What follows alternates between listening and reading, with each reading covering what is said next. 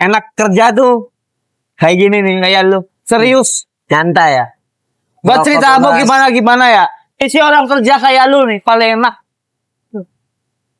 nggak ada tekanan, nyantai, lu bisa berbaur sama lingkungan, iya, ngerokok bebas, kenal sama orang banyak.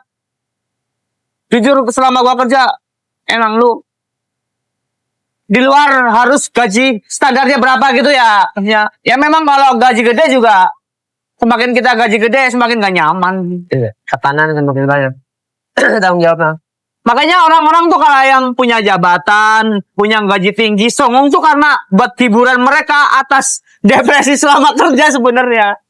Gua risetnya kayak gitu, Pi. Jadi kayak balas dendamnya mereka karena mereka di tempat kerja itu tertekan banget gitu. Nah, nih jadi gua inget nih. Lu termasuk orang yang ngikutin arus apa berani buat menentukan keputusan sendiri? Harus apa maksudnya? Maksudnya lu hidupnya udahlah nyantai aja, apa lu harus benar-benar ada keputusan yang benar-benar lu berani buat masa depan gitu? Nyantai aja sih kalau saya. Lebihnya nyantai ya? Nyantai aja. Kayak lebih ke masa bodoh. Tapi kadang ada pikiran, masa mau kayak gini-gini terus sih, kayak kadang kayak gitu, Bang.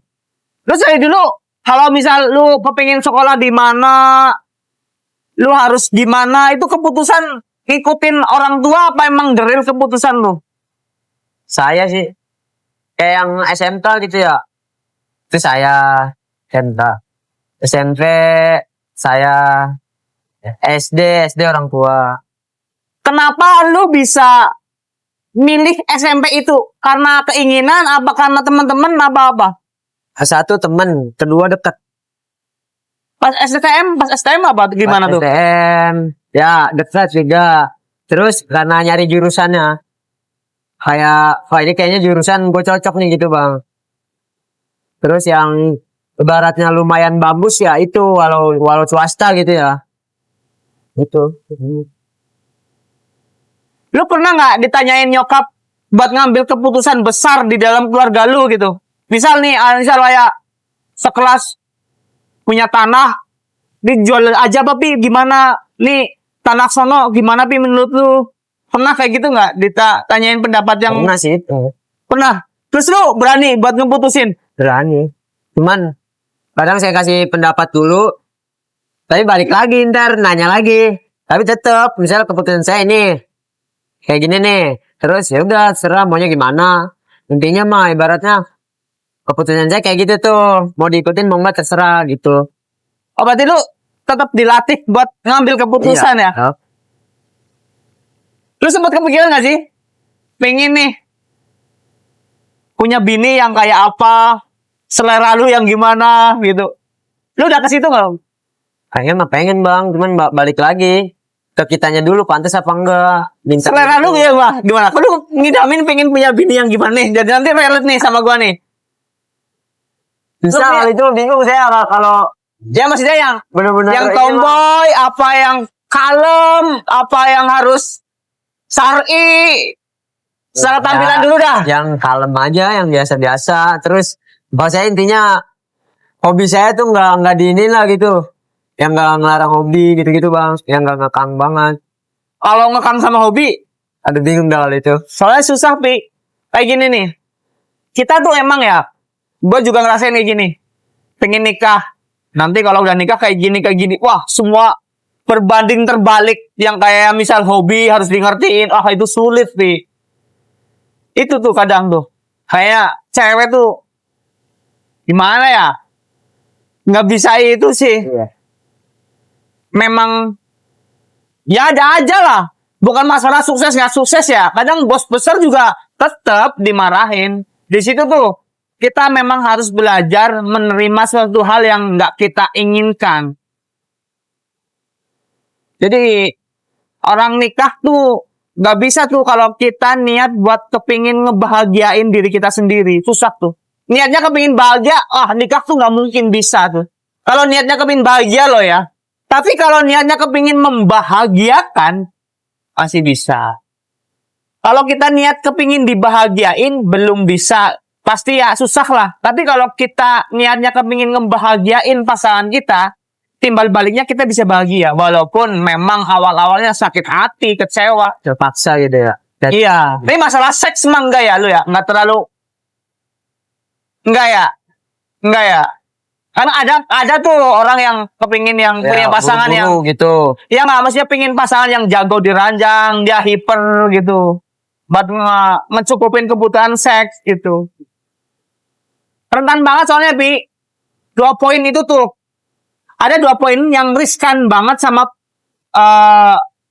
kesenjangan rumah tangga. Yang satu keuangan, yang kedua seks. Kalau kita udah bisa bersahabat sama 2 poin itu, kayaknya udah cukup buat modal untuk kita nikah. Ya kayak gini nih, misal nih. Lu udah kerja nih seharian. Misal ya, lu udah kerja seharian. Wah, harapan lu nih. Nyampe rumah, dimanjain. Lu punya kebutuhan ranjang. Lu dilayanin gitu kan. Ekspektasi lu gitu loh. Dari tempat kerja. Begitu lu pulang ke rumah, lu capek. Istri bad mood. Nah, itu di situ tuh. Kedewasaan laki tuh diuji. Apakah kita mau arogan? Apakah kita mau ngertiin?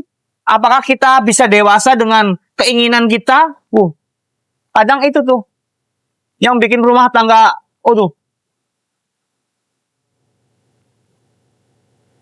ya kepinginnya ya dilayanin gitu kan. Walaupun lu gimana tuh kalau kayak gitu tuh? Misal nih, lu sebagai suami, lu bakalan nerapin versi yang gimana? Saklek nggak? Bingung bang kalau itu mas saya jawabnya. Tapi memang harus apa sih? Harus bisa kerana ke sono. Lu orangnya harus dihargai banget gak sih sama cewek gitu? Tipikalnya. Enggak juga sih. Enggak juga bang. Tapi kan ada orang kayak harus dirajain banget gitu. Iya benar. Kalau saya enggak, cuman jangan, yang penting harga diri saya gitu, enggak dijatuhin. Kalau saya dihargain banget enggak. Kalau gua ya mungkin dijatuhin secara khilaf nggak apa-apa, yang penting ketika berdua aja. Tapi kalau di depan banyak orang tuh, itu kayaknya mungkin nggak bisa nerima tuh kalau gua tuh. Itu sih. Gua dulu sih mutusin buat nikah apa ya? Gara-gara apa ya gue dulu ya? Oh iya, gue takut lost aja sih nakalnya. Akhirnya gue putusin buat ayo buruan nikah gitu sih kalau gue. Itu buat itu salah satu poin besar tuh itu tuh dulu. Gue nggak mau tuh nakal terus gitu, Pi. Oh, gue nakal, Pi, serius, Pi. Serius. Tapi gue punya prinsip. Senakal-nakalnya gue harus kuliah lulus tepat waktu. Gue punya ijazah. Gue nakal nggak apa-apa, yang penting gue bisa kerja. Tuh dulu kayak gitu tuh. Tapi rata-rata orang nakal kayak gitu sih bang. Saudara saya kayak gitu dulunya. Oh banget, tapi dia sama begitu prinsip gitu. Ada batasan gitu ya. Udah wayanya berhenti lah ibaratnya. Udah berhenti, belum berhenti total. Lu kalau poker main kartu bisa nggak? Bisa. Poker bisa, gaple bisa. Bisa tuh. Bisa. Siapa yang ngajarin? Di tongkrongan aja bocah. Lu ngeliatin apa diajarin? Ya awalnya kan nongkrong ngeliatin terus minta ajarin. Mahjong gitu, tahu? Mahjong saya nggak ngerti kalau mahjong. Poker sama gaple doang sih paling. Gua nggak bisa. Nggak bisa sama sekali. Emang mikir jangan sampai bisa dah gitu. Gua caranya kayak gitu, Vi. Kalau saya mah dulu emang bokap juga ngajarin. Bokap maksudnya bukan ngajarin gitu ya. Dulu bokap sering main kayak gitu.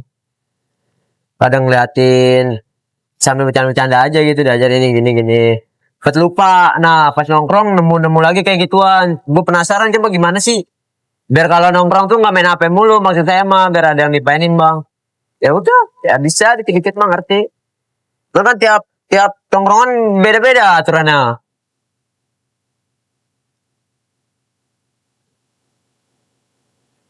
Yang agak lucunya gini. Gua dulu tuh kalau mabok kan habis isya pasti ya.